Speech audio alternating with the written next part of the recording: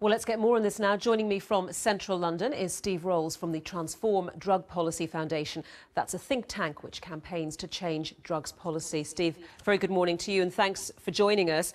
Danny mentioned the appointment of a national recovery champion. Transform is calling that window dressing, and you say this strategy does quite well identifying concerns but offers nothing but rhetorical fluff in response.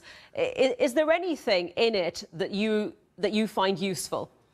Well, I mean, it does identify some key issues which haven't really been focused on before. But what it doesn't do, unfortunately, is offer any meaningful solutions. Certainly nothing new or innovative. And actually, we have to be clear that budgets for health-related drug services are being cut. So there's a lot of worthy rhetoric in there, but there's nothing meaningful, and a lot of Is that the nub of it, that there isn't enough money to actually do anything meaningful about it? Well, I mean, there's a lot of money, but the lion's share of the money in terms of drugs is still being spent on enforcement.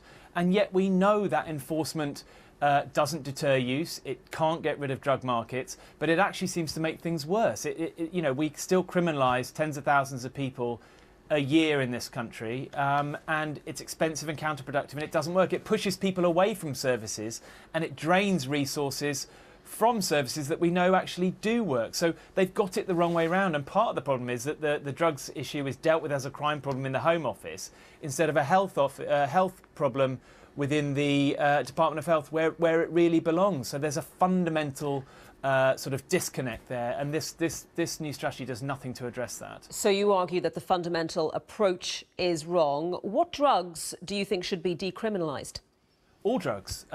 Personal possession and use of drugs should not be the subject of any criminal penalties at all. And that's not just Transform saying it, it's the Royal Society for Public Health, it's the World Health Organization, it's the government's own advisors. The Advisory Council on the Misuse of Drugs has called for non-criminal sanctions for possession offences. And it's bizarre, actually. This report welcomes the ACMD's contribution and claims to have an evidence-based policy approach, but the ACMD's evidence-based recommendations on something like decriminalisation are ignored. In fact, they're swept aside, and they say we're not going to decriminalise drugs because they're bad for you. So there are recommendations made by the government's own expert advisors, not just on decriminalisation, but also on issues like supervised consumption facilities and heroin prescribing that are ignored or marginalised. So this isn't an evidence-based approach. This is a politically motivated and terribly disappointing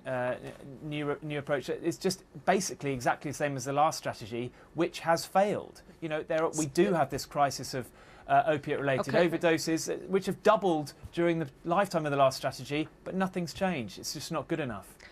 OK, Steve, thank you very much for that. Steve Rolls from the Transform Drug Policy Foundation. Now